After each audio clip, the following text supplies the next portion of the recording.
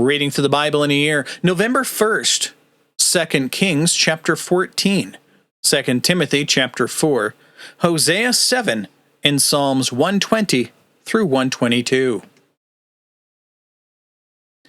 In the second year of Joash, son of Jehoahaz, king of Israel, Amaziah, the son of Joash, king of Judah, became king. He was 25 years old when he became king, and he reigned 29 years in Jerusalem. And his mother's name was Jehoiadin of Jerusalem. And he did what was right in the sight of Yahweh, yet not like David his father. He did according to all that Joash his father had done.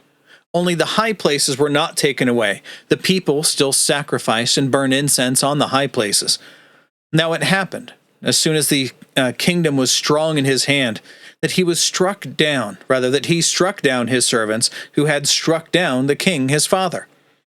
But the sons of those who struck him down he did not put to death, according to what is written in the book of the law of Moses, which Yahweh commanded, saying, Fathers shall not be put to death for their sons, nor sons be put to death for their fathers, but each shall be put to death for his own sins. He struck down 10,000 of Edom in the valley of Salt, and seized Selah by war, and named it Joktheel to this day. Then Amaziah sent messengers to Jehoash, the son of Jehoahaz, son of Jehu, king of Israel, saying, Come, let us face each other. And Jehoash, king of Israel, sent to Amaziah, king of Judah, saying, The thorn bush which was in Lebanon sent to the cedar which was in Lebanon, saying, Give your daughter to my son as a wife. But a beast of the field that was in Lebanon passed by and trampled that thorn bush. You have indeed struck down Edom, and your heart is lifted up. Enjoy your glory, and stay at home. For why should you provoke calamity so that even you would fall, and Judah with you? But Amaziah would not listen. So Jehoash, king of Israel, went up, and he and Amaziah, king of Judah, faced each other at Beth Shemesh, which belongs to Judah. And Judah was defeated by Israel, and they fled each to his tent. Then Jehoash, king of Israel, seized Amaziah, king of Judah, the son of Jehoash, the son of Ahaziah, at Beth Shemesh, and came to Jerusalem, and broke down the wall of Jerusalem from the gate of Ephraim to the corner gate, 400 cubits, about 600 feet. And he took all the gold and silver and all the utensils which were found in the house of Yahweh, and in the treasuries of the king's house, the hostages also, and returned to Samaria. Now the rest of the acts of Joash, which he did, and his might, and how he fought with Amaziah, king of Judah, are they not written in the book of the Chronicles of the kings of Israel? So Jehoash slept with his fathers, and was buried in Samaria with the kings of Israel. And Jeroboam his son became king in his place. And Amaziah the son of Joash, king of Judah, lived 15 years after the death of Jehoash, the son of Jehoahaz, king of Israel. Now, the rest of the acts of Amaziah, are they not written in the book of the Chronicles of the kings of Judah? And they conspired against him in Jerusalem, and he fled to Lachish. But after they sent him to Lachish, they sent after him to Lachish, and put him to death there. Then they carried him on horses, and he was buried at Jerusalem, with his fathers in the city of David. And all the people of Judah took Azariah, who was 16 years old, and made him king in place of his father Amaziah. And he built Elath, and restored it to Judah, after the king slept with his fathers.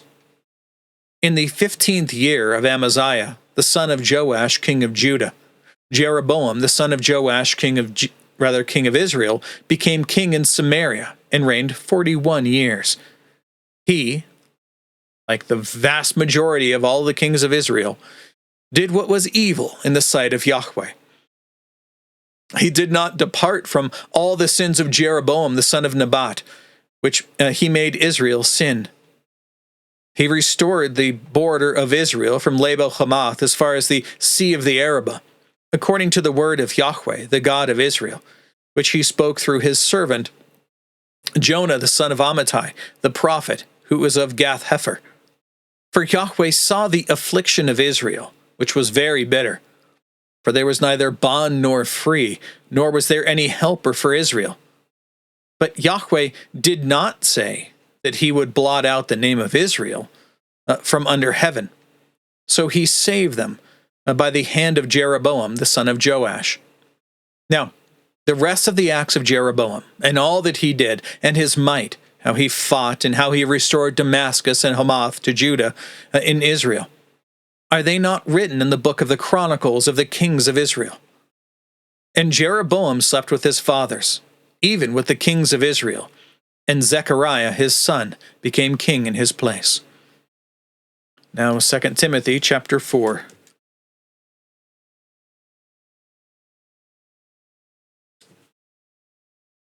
Paul continues, I solemnly charge you in the presence of God and of Christ Jesus, who is to judge the living and the dead, and by his appearing and his kingdom, preach the word, be ready in season and out of season, rebuke, exhort with great patience and teaching.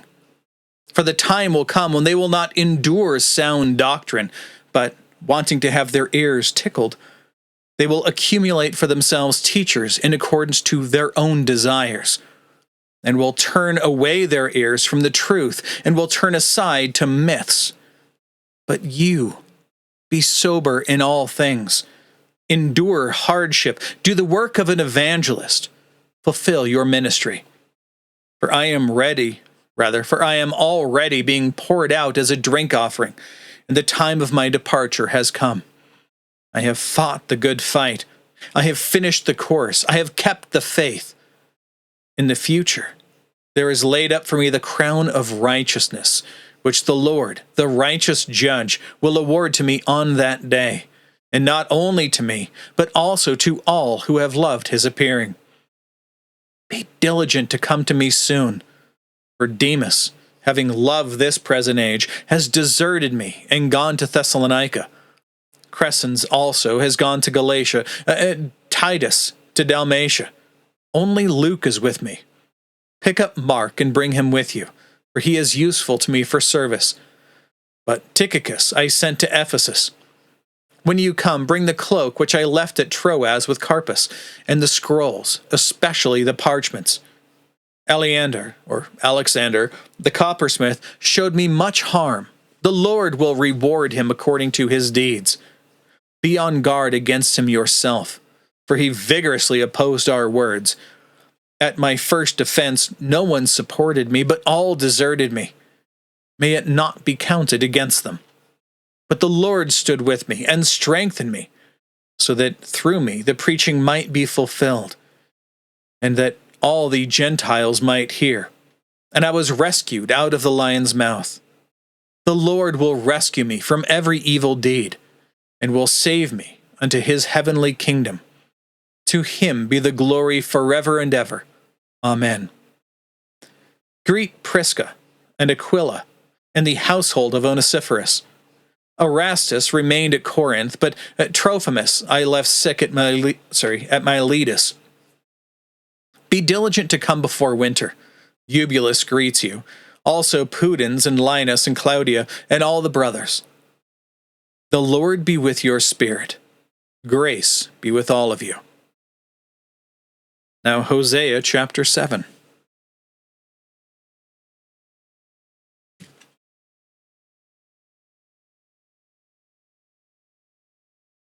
This is actually continuing on from what we read before.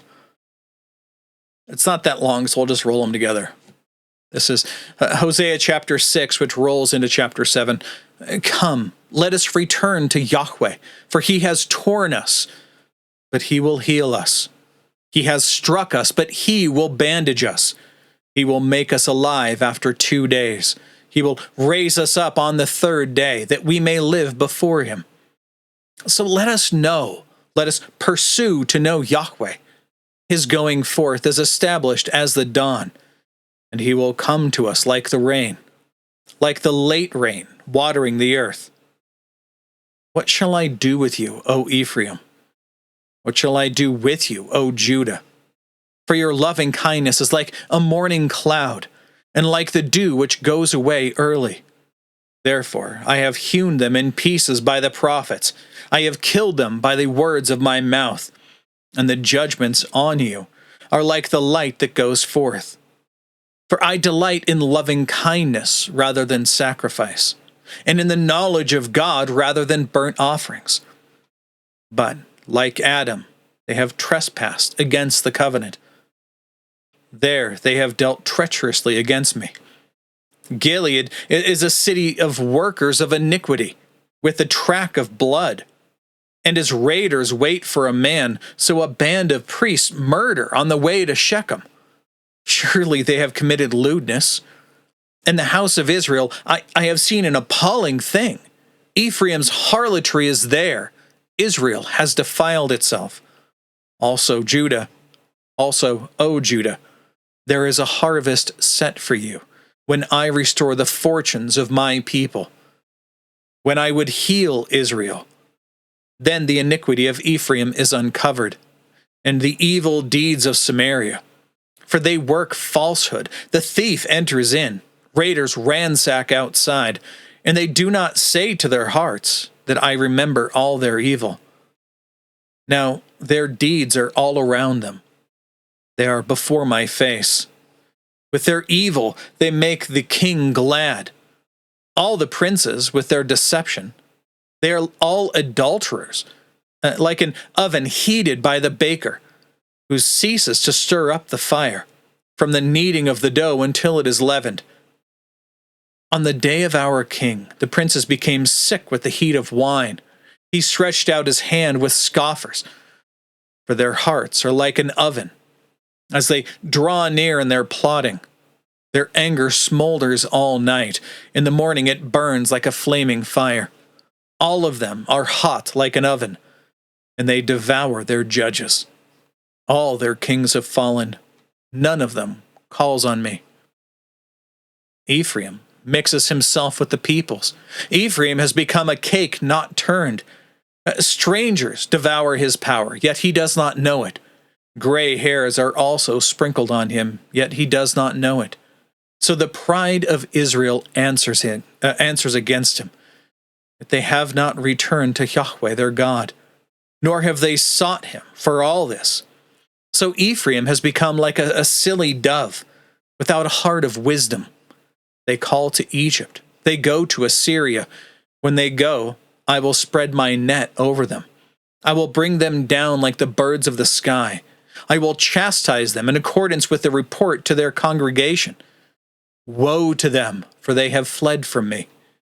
Destruction is theirs, for they have transgressed against me, and I would redeem them, but they speak lies against me. They do not cry out to me in their heart, when they wail on their beds. For the sake of grain and new wine they gather together as sojourners. They depart from me. Although I disciplined and strengthened their arms, yet they devise evil against me. They turn, but not upward. They are like a deceitful bow. Their princes will fall by the sword because of the indignation of their tongue. This will be their scoffing in the land of Egypt. Now Psalms 120 through 122. In my distress I called to Yahweh, and he answered me. O Yahweh, deliver my soul from a lying lip, from a deceitful tongue. What shall he give to you? And what shall he add to you, O deceitful tongue? Sharp arrows of the warrior with the burning coals of the broom tree. Woe is me, for I sojourn in Meshech, for I dwell among the tents of Kedar. Too long has my soul had its dwelling with those who hate peace. I am for peace, but when I speak, they are for war. Psalm 121. I will lift up my eyes to the mountains. From where will my help come? My help comes from Yahweh, who made heaven and earth. He will not allow your foot to stumble. He who keeps you will not slumber. Behold, he who keeps Israel will not slumber and will not sleep. Yahweh is your keeper. Yahweh is your shade on your right hand. The sun will not strike you by day, nor the moon by night. Yahweh will keep you from all evil. He will keep your soul. Yahweh will keep your going out and your coming in from now until forever. Psalm 122. I was glad when they said to me, "Let us go up to the house of Yahweh." Our feet are standing within your gates, O Jerusalem, Jerusalem, which was built as a city joined together, to which tribes, the tribes of Yah, go up, a testimony for Israel, to give thanks to the name of Yahweh. For there thrones sit for judgment, the thrones of the house of David. Pray for the peace of Jerusalem. May they prosper who love you. May peace be within your walls and tranquility within your palaces. For the sake of my brothers and my friends, I will now say, may peace be within you. For the sake of the house of Yahweh, our God, I will seek for your good. That's it for today. That's all the reading and all of the notes. God willing, we'll be back tomorrow. Behold, the word of the Lord.